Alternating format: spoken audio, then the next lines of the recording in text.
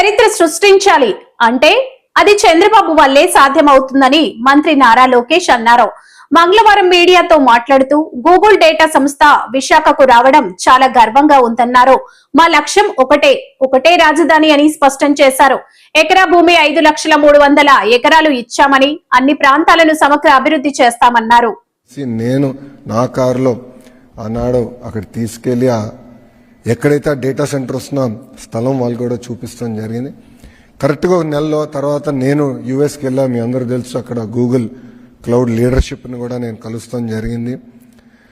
ఒక నెల తర్వాత అంటే నవంబర్లో గూగుల్ ప్రతినిధులు వచ్చి గౌరవ ముఖ్యమంత్రి గారిని ఇదే హాల్లో వాళ్ళు కూడా కలుస్తాం జరిగింది.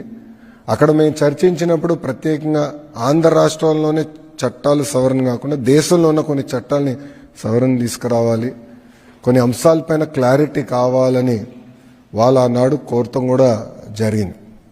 అది నేను స్వయంగా అశ్విని వైష్ణవ్ గారిని కలిసినప్పుడు కూడా ఆయన దృష్టికి తీసుకెళ్లాను. ఆయన వర్క్ చేశారు. గౌరవ ముఖ్యమంత్రి గారు, ఫైనాన్స్ మంత్రి నిర్మలా సీతారామన్ గారు కూడా అనేక మార్లు కలిసారు ఈ అంశం పైన. గౌరవ ప్రధానమంత్రి గారిని ఒక గూగుల్ పెట్టుబడి పైనే 2 సార్లు కలిసి డీటెయిల్స్ అన్ని గౌరవ ప్రధానమంత్రి గారితో చర్చించారు. కనుకనే చర్చించిన తర్వాత అక్కడ అవసరమైన చట్టాల సవరణ కూడా చేశాం. దానివల్లనే ఒక ఇంత పెద్ద ఇన్వెస్ట్మెంట్ భారతదేశంలో ఆంధ్ర రాష్ట్రానికి వచ్చింది. ఇంతేకాకుండా వెంకల అనేక మంది అధికారులు పనిచేశారు.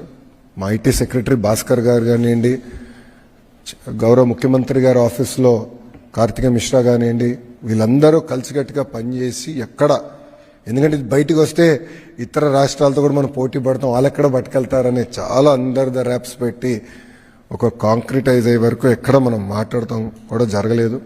చాలా జాగ్రత్తగా చేసుకుంటూ వచ్చి నర్చర్ చేసి ఈ ఇన్వెస్ట్మెంట్ని విశాఖపట్నానికి తీసుకొస్తాం జరిగింది.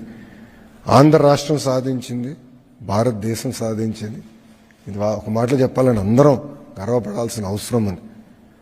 ఈరోజు మీరు ప్రపంచంలో ఎక్కడ చూసినా, పేపర్లు ఎక్కడ చూసినా కూడా భారతదేశం గురించి మాట్లాడుతున్నారు. ఈరోజు లార్జెస్ట్ ఇన్వెస్ట్మెంట్ ఇట్లా వచ్చింది, ఎలా వచ్చిందో నాకు చర్చ జరుగుతుంది. మా లక్ష్యం ఒకే రాష్ట్రం, ఒకే రాజధాని, అభివృద్ధి వికేంద్రీకరణ. అనంతపూర్ని మొబిలిటీ వ్యాలీగా చేసి చూపించాం కియా మోటార్స్ వల్ల. నార్త్ అనంతపూర్, కర్నూల్లో ఇప్పటికీ పెద్ద ఎత్తున రెన్యూబుల్ ఎనర్జీ పెట్టుబడులు వస్తున్నాయి, పంప్ స్టోరేజ్ ప్రాజెక్టులు వస్తున్నాయి. ఇంకో పక్కన సిమెంట్ ఫ్యాక్టరీలు కూడా మనం చూస్తే కొన్ని క్లియర్ చేసాం. కొత్త ఫ్యాక్టరీలు 2 వస్తున్నాయి. ఇంకా ఒక 5-6 సిమెంట్ ఫ్యాక్టరీలు తీసుకొస్తాం. చిత్తూరు, కడపకు వచ్చేగల పెద్ద ఎత్తున ఎలక్ట్రానిక్స్ మ్యానుఫ్యాక్చరింగ్ ఎకో సిస్టమ్గా తీర్చిదిద్దుతున్నాం. అనేక పెట్టుబడులు కూడా ఇప్పటికీ వచ్చినాయి. నెల్లూరు జిల్లా మీరు చూస్తే శ్రీ సిటీ గ్రేటర్ ఎకో సిస్టంలో కూడా అనేక పెట్టుబడులు ఈ ప్రభుత్వ అధికారులకు వచ్చిన తీసుకొచ్చాం. ఎల్జీ ఎలక్ట్రానిక్స్ కూడా పెద్ద ఎత్తున పెట్టుబడులు అక్కడ నెల్లూరు జిల్లాలో కూడా పెడతాం జరిగింది. ఇప్పటికీ 50% భారతదేశం ఎయిర్ కండిషనర్స్ మనం తయారు చేస్తున్నాం. డైకన్, బ్లూ స్టార్ ఎక్స్పాన్షన్కి వెళ్తున్నారు. ఎల్జీ పెట్టుబడులు పెడుతున్నారు. దీనివల్ల అది దాదాపు 80% వెళ్ళే దానికి ఆస్కారం ఉంది. ఇంకో పక్కన మీరు చూస్తే Skyroot, India space X అంటే శాటిలైట్ లాంచ్ చేసే ప్రైవేట్ సంస్థకి 300 ఎకరాలు, ఎకరం 5 లక్షలకి వాళ్ళకి ఇచ్చాం. ఎకరం 5 లక్షలకి ఇచ్చాం. ఎందుకంటే మన దగ్గర ఒక స్పేస్ సిటీ కట్టాలని అది చేశాము. ప్రకాశం జిల్లాలో మీకు తెలుసు, రిలయన్స్ ఇండస్ట్రీస్ పెద్ద ఎత్తున కంప్రెస్ బయోగ్యాస్ పెట్టుబడులు తీసుకొస్తున్నాయి. ఇప్పటికీ లీజ్లో వాళ్ళకి భూములు కూడా ఇచ్చాం. ఆ వర్క్ స్టార్ట్ అవుతుంది.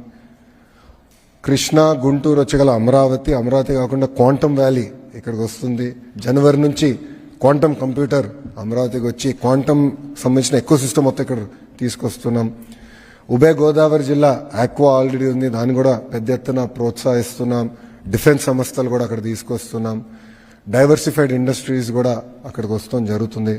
ఇంకా ఉత్తరాంధ్రకు వచ్చేగల చాలా పెట్టుబడులు వచ్చినాయి. Arcelor Mittal, India's largest steel plant. Google, India's largest data centre eco system అక్కడ బిల్డ్ చేస్తున్నాం. టీసీఎస్, కాగ్నిసెంట్, ఎక్సెంచర్, అదేవిధంగా మన బిల్డింగ్స్ కట్టే రియల్ ఎస్టేట్ డెవలపర్స్ కూడా సాలాపురే, సత్వా, రహేజాస్తో కూడా మాట్లాడుతున్నాం. వాళ్ళందరినీ తీసుకొస్తున్నాం. మెడికల్ డివైసెస్ మ్యానుఫ్యాక్చరింగ్, ఫార్మా సంస్థలు, ఇట్లా అన్ని ప్రాంతాలని సమగ్ర అభివృద్ధి చేసి ఆంధ్ర రాష్ట్రాన్ని $2.4 ట్రిలియన్ ఎకానమీ చేయాలనే లక్ష్యంతో ఆంధ్ర రాష్ట్ర ప్రభుత్వం పనిచేస్తుంది. మేము బలంగా నమ్మేది వర్టికల్ హారిజాంటల్ ఇంటిగ్రేషన్, అంటే క్లస్టర్ బేస్డ్ అప్రోచ్ చాలా చాలా అవసరం. ఎలక్ట్రానిక్స్ మ్యానుఫ్యాక్చరింగ్ అంటే ఒక ఎకో సిస్టమ్ రావాలి, 100 కిలోమీటర్ రేడియస్లో major end to end ecosystem create చేయాలి.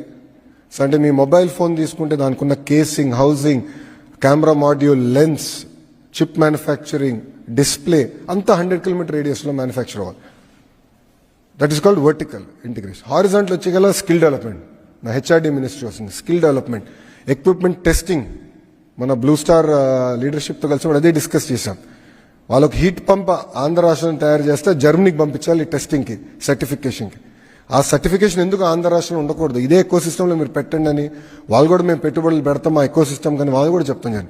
సో వర్టికల్ హారిజాంటల్ ఇంటిగ్రేషన్ చేస్తున్నాం. సో అందుకే కంప్రెస్డ్ బయోగ్యాస్ అంతా ఒక జోన్లో, ఎలక్ట్రానిక్స్ మ్యానుఫ్యాక్చరింగ్ ఒక జోన్లో, సిమెంట్ మ్యానుఫ్యాక్చరింగ్ ఒక జోన్లో, ఆటోమోటివ్ ఒక జోన్, డ్రోన్ సిటీ కర్నూలు అట్లా ఒక జోన్లో.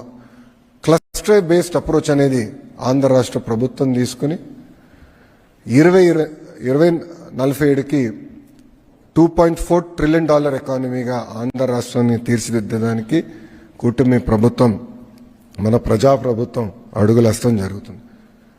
ఇంకా విశాఖపట్నానికి వచ్చేగల